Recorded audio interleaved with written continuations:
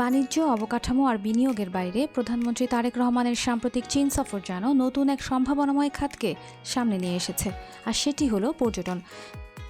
দেশটির সাথে বাংলাদেশের 13টি সমঝোতা স্মারক স্বাক্ষর হয়েছে, যেগুলো বাস্তবায়ন হলে চীন ও বাংলাদেশের ব্যবসা প্রতিষ্ঠানগুলোর মধ্যে পণ্য ও সেবার বাণিজ্যিক আদান প্রদান বাড়বে, যার ফলে চিকিৎসা ও ব্যবসার জন্য দুদেশের মধ্যে আসা যাওয়া বাড়বে।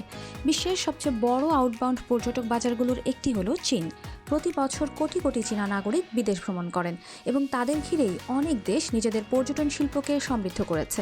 তাই তারেক রহমানের সফরের ধারাবাহিকতায় বাংলাদেশ চীন যোগাযোগ আরও জোরদার হলে কক্সবাজার, সুন্দরবন, সিলেট, পার্বত্য চট্টগ্রাম এবং দেশের প্রত্নতাত্ত্বিক স্থাপনাগুলোতে চীনা পর্যটকের সংখ্যা উল্লেখযোগ্যভাবে বাড়তে পারে।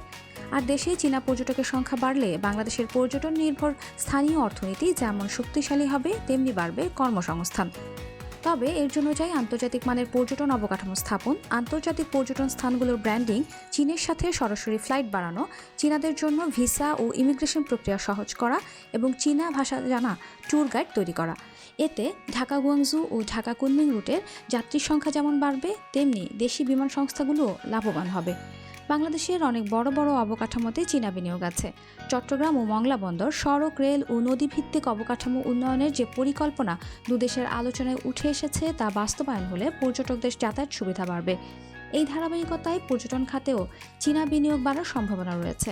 আন্তর্জাতিক মানের resort, theme park, eco tourism প্রকল্প এবং পর্যটন ভিত্তিক অবকাঠামো নির্মাণে চীনা বিনিয়োগ দেশের এই শিল্পকে নতুন উচ্চতায় নিয়ে যেতে পারে।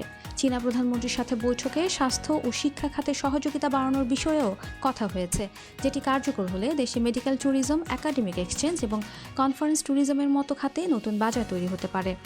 তারেক রহমানের চীন সফরের মূল লক্ষ্য ছিল বিনিয়োগ, বাণিজ্য ও অবকাঠামো সহযোগিতা জোরদার করা। তবে উন্নত যোগাযোগ, বাড়তি বিনিয়োগ, ব্যবসায়িক সম্পর্ক এবং জনগণের মধ্যে যোগাযোগ সবই পর্যটন বৃদ্ধির ভিত্তি তৈরি করে। তাই তার এবারের চীন সফরকে দেশের পর্যটন শিল্পের জন্য সম্ভাবনাময় হিসেবেই দেখছেন পর্যটন সংশ্লিষ্টরা।